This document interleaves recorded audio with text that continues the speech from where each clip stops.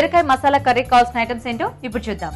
బీరకాయ ముక్కలు 1 కప్పు, వేరుశెనగ గుళ్ళు 1/2 కప్పు, ఎండు కొబ్బరి కొద్దిగా, మసాలా దినుసులు కొద్దిగా, నువ్వులు 2 టేబుల్ స్పూన్లు, పాలు 1/2 కప్పు, తాలింపు దినుసులు 1 టీ స్పూన్, తరిగిన ఉల్లిపాయ 1, ధనియాలు 1 టీ స్పూన్, ఎండుమిరపకాయలు 2, కొత్తిమీర కొద్దిగా, కరివేపాకు 2 రెమ్మలు, పసుపు చిటికెడు, ఉప్పు తగినంత, నూనె 3 టేబుల్ స్పూన్లు.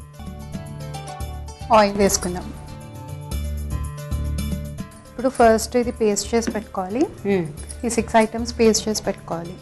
ధనియాలు, పల్లీలు, నువ్వులు, కొబ్బరి, ఎండుమిర్చి, garam masala. Okay okay. So first ఆ 6 ఐటమ్స్ కలిపేసి ఈ పేస్ట్ వేయించుకొని పేస్ట్ చేసుకోవాలి. అన్ని వేయించేసి పేస్ట్ చేసుకోవాలి. ఓకే. ఫస్ట్ జీలకర్ర ఆవాలు వేసుకోవాలి కొద్దిగా, తర్వాత కొద్దిగా కరివేపాకు, నెక్స్ట్ ఆనియన్స్. ఇప్పుడు ఇవి కొంచెం వేగాయి కదా, బీరకాయ ముక్కలు వేసేసుకోవాలి. ఓకే. మనకి ఎలాగో గ్రేవీ ఇలా ఉంది కాబట్టి రైస్లోకైనా రోటీలోకైనా బాగుంటుందేమో కదా. రైస్లోకి చాలా బాగుంటుంది. రైస్లోకి. ఓకే. ఇప్పుడు మనం ప్రిపేర్ చేసుకున్న గ్రేవీ యాడ్ చేయాలి. ఓకే. ఇప్పుడు ఇది మిక్స్ అయిపోయింది కదా, పాలు పోసుకుంటాం. ఓకే. మూత పెట్టుకొని కొంచెం మగ్గనివ్వాలి.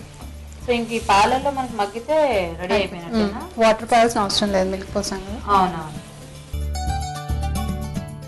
ఇది రెడీ అయిపోయింది. ఇప్పుడు సర్వింగ్ బౌల్లో సర్వ్ చేసుకో. సాల్ట్ అంటే వేయలేదుగా. అవును, సాల్ట్ వేయలేదు కదా, మసాలాలోనే వేసేసాను డైరెక్ట్.